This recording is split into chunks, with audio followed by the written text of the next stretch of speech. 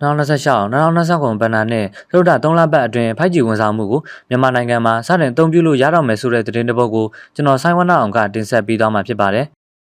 2026 2029ဘဏ္ဍာနှစ်ရဲ့စတုတ္ထ3လပတ်အတွင်းမြန်မာဆက်သွယ်ရေးကဏ္ဍမှာ 5G ဝန်ဆောင်မှုကိုစတင်ဖွင့်လှစ်သွားတော့မှာဖြစ်တယ်လို့သိရပါတယ်။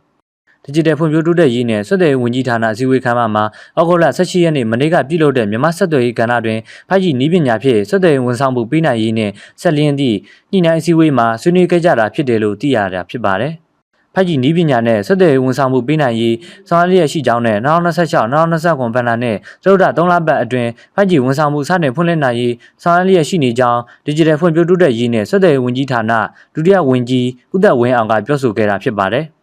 မြန်မာနိုင်ငံအနေနဲ့ 5G နည်းပညာအသုံးပြုပြီးဆက်သွယ်ရေးဝန်ဆောင်မှုပေးနိုင်ဖို့အတွက်2600 MHz လိုင်းနှုန်းစဉ်ကိုသတ်မှတ်ချက်ထားပေးပြီးဖြစ်ကြောင်းမိုဘိုင်းဆက်သွယ်ရေး operator တွေအနေနဲ့တစ်နှစ်အတွင်းစက္ကန့်ပေါင်း1000ခန့်တိစောက်ပြီးဝန်ဆောင်မှုပေးနိုင်ရေးရည်မှန်းချက်ထားဆောင်ရွက်သွားရမှာဖြစ်ကြောင်းမှာကြားခဲ့တာဖြစ်ပါတယ်။ဒါ့အပြင်လက်ရှိအချိန်မှာ 5G test port ကိုလည်းဖွဲ့စည်းထားပြီးဖြစ်ကြောင်း operator တွေအနေနဲ့ 5G နည်းပညာစမ်းသပ်ဆောင်ရွက်မှုကိုဆောင်ရွက်ထားပြီးဖြစ်တဲ့အတွက်ပုံမှန်ထိရောက်စွာအကောင့်ထဲပေါ်နိုင်ရေးနဲ့ဝန်ဆောင်မှုအရေးသေးကောင်းမွန်စွာပေးနိုင်ရေးအတွက်ဆောင်ရွက်သွားကြဖို့လိုအပ်ကြောင်းပြည်သူတွေအတွက်အရေးသေးကောင်းမွန်တဲ့ 5G ဝန်ဆောင်မှုတွေပေးနိုင်ရေးအားလုံးပူးပေါင်းဆောင်ရွက်ကြဖို့ကိုလည်းဆက်သွယ်မှာကြားခဲ့တယ်လို့သိရပါတယ်။တက်ရောက်လာကြသူတွေက 5G နည်းပညာနဲ့ဆက်သွယ်ရေးဝန်ဆောင်မှုပေးနိုင်ရေးဆောင်ရွက်နေမှုအခြေအနေတွေ 5G ဝန်ဆောင်မှုပေးနိုင်ဖို့လိုင်းနှုန်းစဉ်ချထားပေးမှုအခြေအနေတွေဆက်လက်အကောင့်ထဲပေါ်ဆောင်ရွက်သွားမယ့်အခြေအနေတွေ 5G ဝန်ဆောင်မှုပေးနိုင်ရေးအတွက်လိုအပ်တဲ့စက်ပစ္စည်းများတင်သွင်းနိုင်ရေးဆောင်ရွက်နေမှုအခြေအနေတွေဝန်ဆောင်မှုစတင်ဖွင့်လှစ်နိုင်ရေးတရားထားဆောင်ရွက်နေမှုအခြေအနေတွေကို